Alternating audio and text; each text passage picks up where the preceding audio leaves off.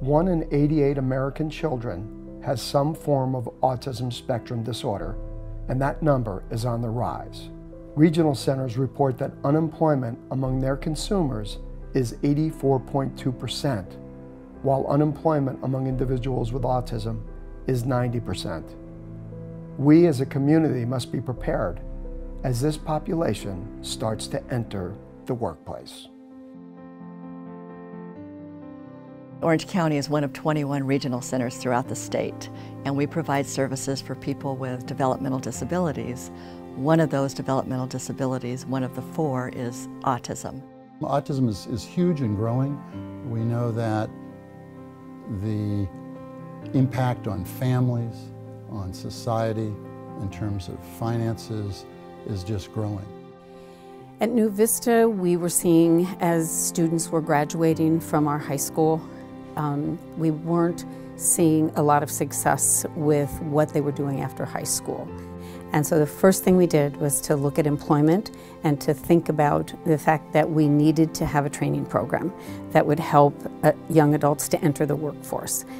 I work with students in their internships at job sites, helping facilitate and develop job skills and coordinate trainings with the work sites and advocate for paid employment. My name is Jared Kagiyama. The first thing I do when I'm here, first I let them know that I'm here by cell phone. Then I clock in. As Jared developed his talents and learned the skills he needed for this specific job, I faded out. He was working full and completely independent. I knew Jared was going to be a valuable asset for us when he went through the software of the printer to figure out how to make it print multiple times. He was not interested in just plugging away and making his hours stretch out. He was interested in getting the job done. My name is Jordan Eccles. I've been here for 1 year and 5 months now. So, where do you see yourself in 5 years from now? Probably a mechanic.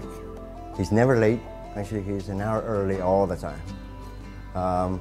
He's always prepared, ready to work, with a really good attitude, which everybody should have that attitude. My name is Kevin Bashias. And how many days a week do you work? 2 days a week. Okay, good. And what are your hours when you come in? Probably 4 hours. Well, what I basically do is I'm trying to get into voiceover, so I do readings for senior homes, children's hospitals, and daycare centers. And what I do, I get into characters, such as I am now. I have sort of an Abe Lincoln motif going for me, and I read to the senior citizens using various stories and trivia based on the character I come in as. With the staff at the school, we've never had any concerns. They understand what our goal and purpose is here is to provide a very quality of life for the residents. I just come in, grab files that are around that needs to be scanned. And have you made friends here? Yeah, I have like 4 or 5 at least. I know almost everyone in the production staff now. Basically, during the course of my life, I was having trouble finding work because of my condition, and at the time I didn't even know I had it. Once I was diagnosed around the age of 23, I found through my mother the New Vista program. The people that we've hired seem very detail-oriented, and they're very focused at what they do. And I guess I've changed my opinions of maybe what the term disability is. I'm mostly taking accounting classes. I'm working on my associate degree right now in accounting. I get my credentials in accounting and they need someone in that department. That's probably where I'll go. I get very great benefits. I get eye care, dental care, and health care. And I'm very happy I get those, and I'm very thankful, and I really love this job. Brianna is fantastic. She is spot on every time. She's always willing to take on more than anybody else, it seems. Brianna is the first that we've hired on full-time. She's a fabulous young lady. She gets along with everyone in the hotel. And Inclusion Films is a practical film workshop that takes adults with developmental disabilities through the whole process of making a film, with the intention of employment in the entertainment field.